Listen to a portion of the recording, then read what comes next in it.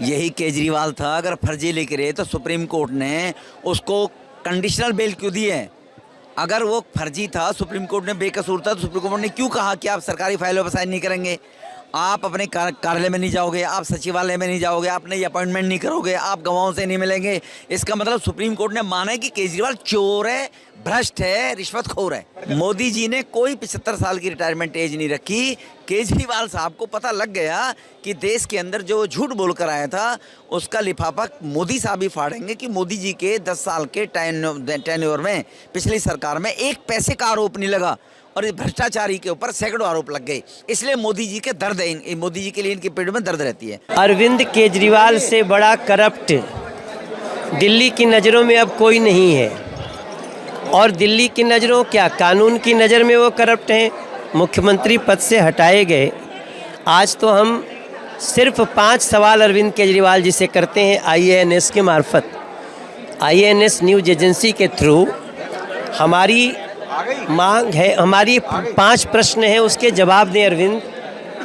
कि अरविंद ने अपने गुरु अन्ना हजारे जी के साथ विश्वासघात क्यों किया? अरविंद ने अपने ही कार्यकर्ता, जो कभी उनके कार्यकर्ता थे, किरण बेदी, साजिया इल्मी, कुमार विश्वास, राजकुमार आनंद, ऐसे लोगों के विश्वास को क्यों तोड़ा? मैं तीसरा प्रश्न पूछता हूं कि अरविंद केजरीवाल ने अपने बच्चों की झूठी कसम क्यों खाई? चौथा मेरा प्रश्न है, आपने लोकपाल का वादा किया था, आज तक क्यों नहीं निभाया? और 5वां हमारा प्रश्न है कि आपने भ्रष्टाचार विरोधी मंच बनाकर राजनीति में शुरुआत करी थी।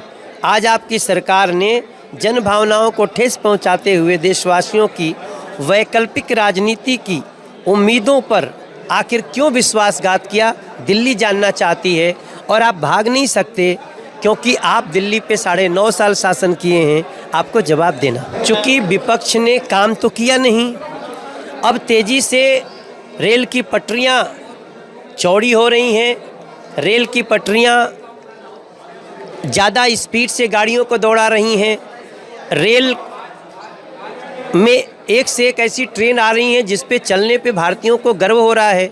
तो अब ये रेल दुर्घटना कराने के लिए साजिश कर रहे हैं। मैं देश के प्रत्येक व्यक्ति से बोलूँगा, चुनाव एक ऐसा हथियार है जहां आपको अपना निर्णय देने का समय आता है।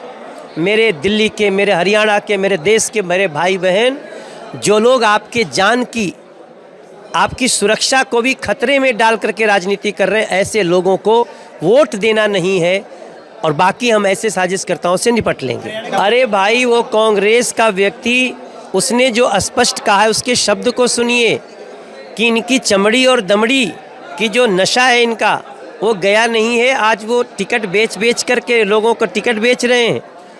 तो हरियाणा के लोग कांग्रेस की ही इस बात को सुनेंगे, क्योंकि कांग्रेस कल भी करप्ट थी, आज भी करप्ट है और करप्शन से निकलने का उसका कोई इरादा नहीं है।